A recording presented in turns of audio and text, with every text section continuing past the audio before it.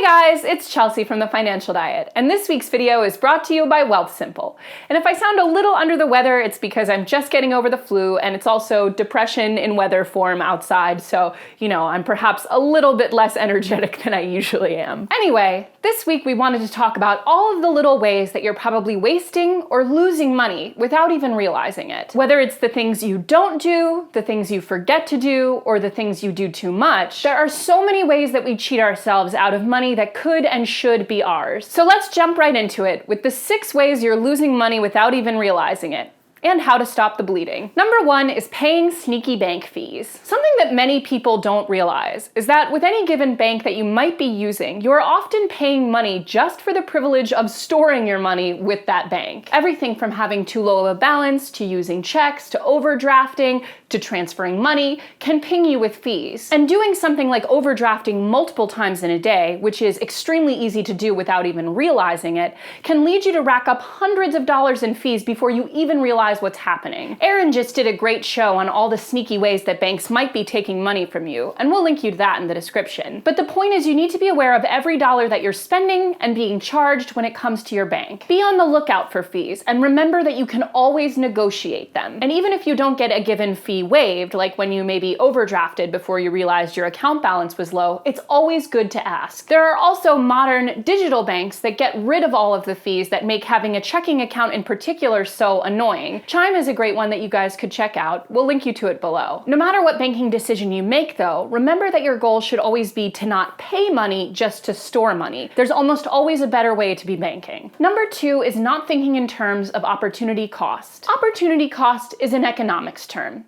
and it basically means a benefit that a person could have received but gave up to take another course of action. Stated differently, an opportunity cost represents an alternative given up when a decision is made. Often, the decision that looks cheap on its surface can mean giving up something very valuable that you could have had. For instance, if you save money by not investing in a particular skill, like paying for education, software, online courses, etc., you may be effectively losing money by forgoing the employment opportunities that could have opened up with that new skill. Another example is staying in a lower paying job when it's become clear that you're not going to get a promotion that leads you to get what you're worth on the market. It can be the more comfortable and low-risk choice, but you're forgoing the opportunity to make more money and learn something new at a new job. If you think that you might be underpaid, for example, you can look on sites like Glassdoor or Salary.com to figure out what is the appropriate amount that you really should be earning at any given job. And if you've been waffling about whether to take a specific course or even potentially go to grad school,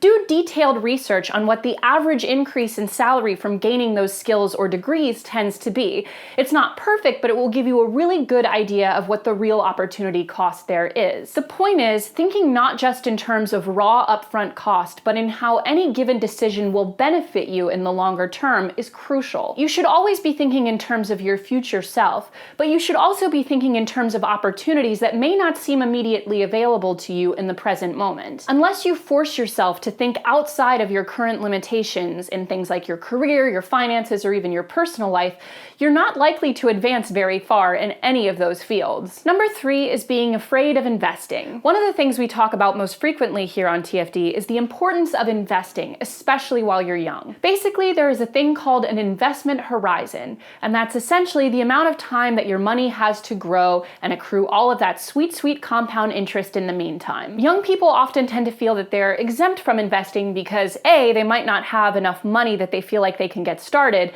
and B, they always feel like they'll just get to it later. But every day that you wait to start investing, even just a few dollars at a time, is costing you enormously in how much time that money has to grow. Going back to opportunity cost, we tend to think of investment as always inherently super risky, and that keeping our money just sitting in a savings account is by default the safe choice. But it's very much not the safe option when it comes to that money's potential value. Keeping your non-emergency fund savings in a basic savings account is essentially the only surefire way to make sure that it will never really grow or work for you over time. And if you're looking for a way to invest that's easy, low risk, and open to any income, a great option to check out is Wealthsimple. Wealthsimple is an online investing service that you can start using with literally just $1, and they'll build you a custom portfolio to fit your personal needs, goals, and timeline. Just answer a few simple questions about your financial goals, and they'll manage it for you on autopilot. Think of it like the Roomba of investing. Just set it, forget it, and let it go to work in the background. They even offer retirement accounts like Roth IRAs that have huge tax benefits, and saving for retirement should be your first investment stop. You can invest up to your first $5,000 with them with no management fees whatsoever.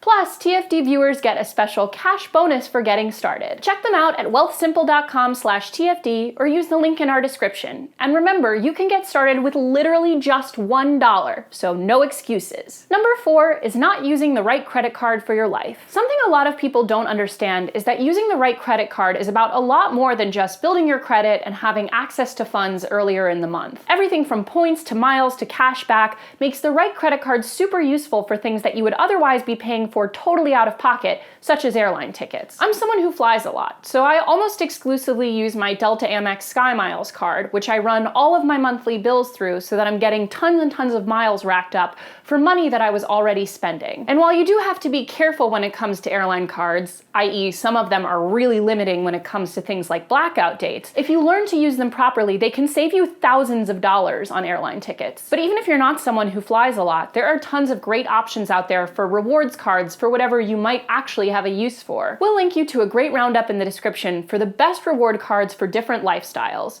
Just make sure to read the fine print before you sign. And remember, if you don't yet qualify for a really high value rewards card, you can always get a more basic card and work your way up to it. It actually doesn't take as long as you would think. A TFD team member's partner wanted the Delta SkyMiles Amex initially, but couldn't qualify for it. So he got a more entry-level card and religiously built his credit for about a year until he qualified for the entry-level SkyMiles card, and only a few years later, he already has the Platinum one, which gives him the highest rewards. He flies a ton for his career, so it's super useful to him and saves him a lot. Wherever you currently are with your credit, remember that the healthiest way to see credit cards is as a convenient way to live the life you already want to live in a more cost-efficient and effective way. It's not just about building your credit score. It's also about using them to your advantage to save money. Number 5 is letting things run continuously. Everything from lighting to heating an AC to running the water while you're brushing your teeth or taking super long showers, of which I am guilty on both counts, is costing you money for no reason. There's a reason that most of our dads spend about half of their waking hours walking around the house,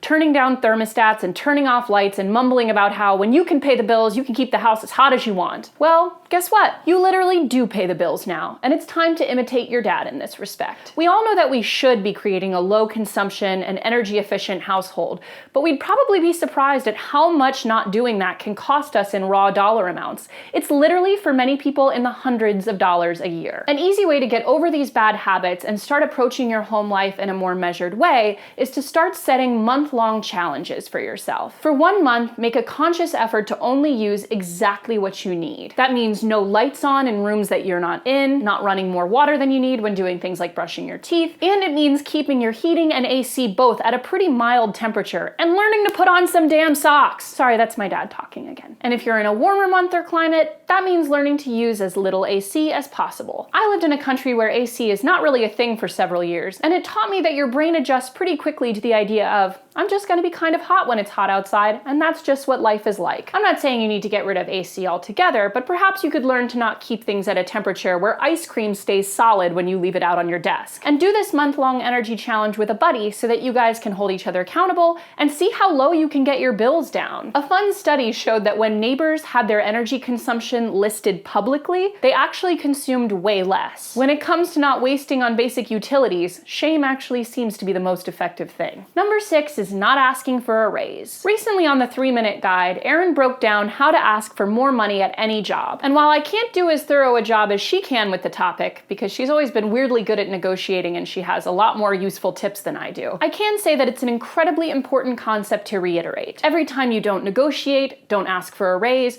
or don't raise your rates on any contracted work, you are actively cheating yourself out of money. Negotiating isn't just acceptable, it's what's expected out of any professional in a work environment. It actually looks weirder if you don't negotiate. And it's not just the low opening salary or rate that hurts you when you don't push back. It can be very damaging to get in a pattern of lowballing yourself because it also affects what you can ask for in your next position, as well as the starting point from which you are given raises for as long as you're at that employer. Thinking of negotiation in concrete terms of how much money you are losing by not doing it is a lot more effective than thinking about it as some sort of like abstract extra money that you're getting on top of your salary. You're costing yourself by keeping quiet. Remember that every dollar that you waste or miss out on is a dollar that you could be doing something so valuable with, like investing in your future. Get started today with Wealth Simple at the link in our description and get a cash bonus just for being a TFD viewer. As always, guys, thank you for watching, and don't forget to hit the subscribe button and to come back every Tuesday and Thursday for new and awesome videos. Bye!